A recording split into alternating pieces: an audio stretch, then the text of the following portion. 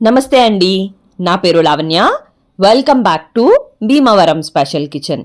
ఈరోజు నేను మీకు ఇన్స్టెంట్ బ్రేక్ఫాస్ట్ మరియు చట్నీని ఎలా తయారు చేసుకోవాలో చూపిస్తున్నానండి. ఇంట్లో పిండ్లు ఏదైనా లేనప్పుడు మనకి యూజువల్గా ఉప్మా చేయాలనిపిస్తుంది కదా.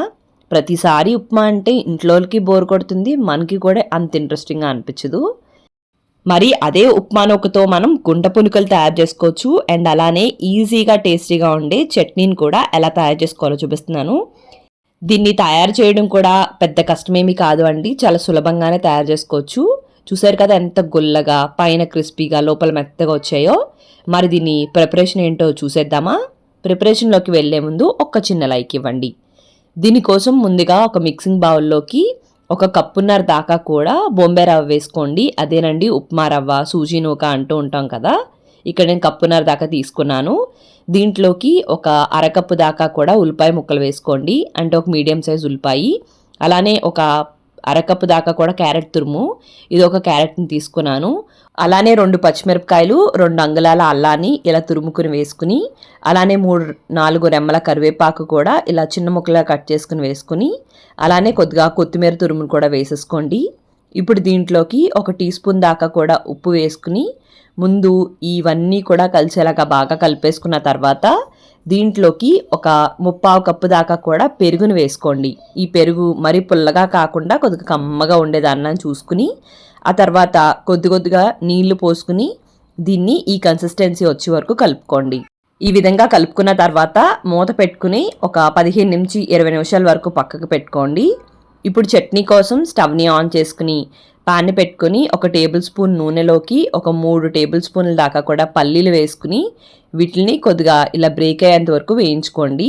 పల్లీలు ఇలా సగం వరకు వేగిన తర్వాత 2 టేబుల్ స్పూన్ల పచ్చిశనగపప్పు, 2 టేబుల్ స్పూన్ల దాకా కూడా పుట్నాల పప్పు అంటే గొల్లపప్పు వేసుకుని ఒక 3 పచ్చిమిరపకాయలు కూడా వేసుకుని ఇవన్నీ కూడా దోరగా వేయించుకోండి. మధ్యలో కొద్దిగా చింతపండును కూడా తీసుకుని దాన్ని కూడా వేసుకుని ఫ్రై చేసుకోండి. చింతపండు ఇలా వేగడం వల్ల మిక్సీ జార్లో గమ్ముని నలిగిపోతుంది అనమాట. ఇవన్నీ ఈ విధంగా వేగిపోయిన తర్వాత వెంటనే స్టవ్ని ఆఫ్ చేసేసుకుని ఒక గుప్పెడు కొత్తిమీర కూడా వేసుకోండి. కొత్తిమీర ఆ వేడికి మగ్గిపోతుందండి, స్టవ్ ఆన్లో ఉండవలసిన అవసరం లేదు. 1 నిమిషం అటు ఇటు తిప్పితే కొత్తిమీర కూడా వేగిపోతుంది. వెంటనే దీన్ని పూర్తిగా చల్లారేంత వరకు కూడా పక్కకు పెట్టేసుకోండి. 20 నిమిషాలు అయిన తర్వాత దీన్ని తీసుకుని చూసుకుంటే మనం కలిపిన దానికన్నా కొద్దిగా గట్టిగా అవుతుందండి. ఇప్పుడు దీంట్లోకి ఒక 1/2 టీ స్పూన్ దాకా కూడా బేకింగ్ సోడాని వేసుకోండి, అంటే వంట సోడాని. ఇది ఇన్స్టెంట్గా చేసుకునే బ్రేక్ఫాస్ట్ కాబట్టి కంపల్సరీ వేసుకోవాలి. ఒకసారి అటు ఇటు బాగా కలిపేసుకుని దీంట్లోకి కొద్దిగా నీళ్లు పోసుకుని ఇందాక ఏ కన్సిస్టెన్సీలో అయితే ఉందో దాని వరకు కూడా అడ్జస్ట్ చేసుకుని ఇలా రెడీగా పెట్టేసుకోవాలి. ఇప్పుడు స్టవ్ని ఆన్ చేసుకుని దీంట్లోకి గుంట పునుకులు వేసుకుని ప్యాన్ని పెట్టుకుని కొద్దిగా నూనెను పోసుకుని మీడియం ఫ్లేమ్ మీద పెట్టుకుని హీట్ చేసుకోండి. నూనె వేడెక్కిన తర్వాత రెడీ చేసి పెట్టుకున్న బ్యాటర్ని చూపిస్తున్న విధంగా గుంట పునుకుల్లోకి వేసేసుకుని మూత పెట్టుకుని సిమ్ టు మీడియం ఫ్లేమ్ మీద దీన్ని గోల్డెన్ కలర్ వచ్చే వరకు వేయించుకోవాలి. ఈలోపు చట్నీ గ్రైండ్ చేసుకోవడానికి మనం వేయించి పెట్టుకున్నవన్నీ కూడా మిక్సీ జార్లోకి వేసేసుకుని అలానే ఒక 2 వెల్లుల్లిపాయలు కూడా వేసుకోండి. అలానే తగినంత సాల్ట్ లేదంటే 1 టీ స్పూన్ దాకా కూడా ఉప్పు వేసుకుని అలానే ఒక 1/2 టీ స్పూన్ దాకా జీలకర్రను వేసుకోండి. ఇది పచ్చి జీలకర్రనే.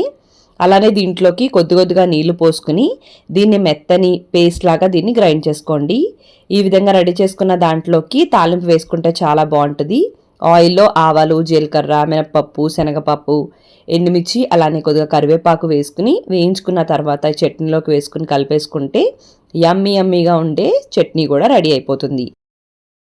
ఇప్పుడు గ్యాస్ మీద ఉన్న గుంట పునుకులను చూస్తే ఒకవైపు చక్కగా వేగిపోయి ఉంటాయండి.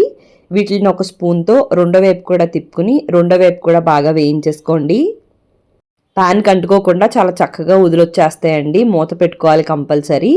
ఇలా రెండో వైపు కూడా తిప్పేసుకుని మూత పెట్టుకుని వీటిని రెండో వైపు కూడా వేయించేసుకోండి. రెండో వైపు కూడా ఈ విధంగా వేగిపోయిన తర్వాత వీటిని తీసేసుకోండి. రెండో వైపు కూడా డార్క్ కలర్ కావాలనుకుంటే లాస్ట్లో మీడియం ఫ్లేమ్ మీద ఒక 2 నిమిషాలు ఉంచితే కలర్ వచ్చేస్తుంది. అలా కాకుండా రెండో వైపు లైట్ కలర్లో ఉంటే చాలు అనుకుంటే ఈ స్టేజ్లో తీసేసుకుని మళ్ళీ ప్యాన్లోకి కొద్దిగా ఆయిల్ని ఈ విధంగా వేసుకుని ఇప్పుడు మిగతా పిండిని కూడా ఇదే విధంగా వేసుకుని ఇలా గుంట పునుకుల్ని రెడీ చేసేసుకోండి. అంతేనండి, ఇంత ఈజీగా ఇన్స్టెంట్ బ్రేక్ఫాస్ట్ అండ్ చట్నీని తయారు చేసుకోవచ్చు. మరి మీకు ఈ వీడియో నచ్చినట్టయితే లైక్ చేయండి, కామెంట్ చేయండి, మీ ఫ్రెండ్స్కి, రిలేటివ్స్కి అందరికీ షేర్ చేయండి. మీరు నా ఛానల్ని ఫస్ట్ టైం చూస్తున్నట్టయితే సబ్స్క్రైబ్ చేసి పక్కనే ఉన్న బెల్లో ఆల్ అని ప్రెస్ చేస్తే నేను ఏ వీడియో పెట్టినా మీకు నోటిఫికేషన్ వచ్చేస్తుంది. థ్యాంక్ యూ అండి. మరి మళ్ళీ వీడియోలో కలుద్దాం.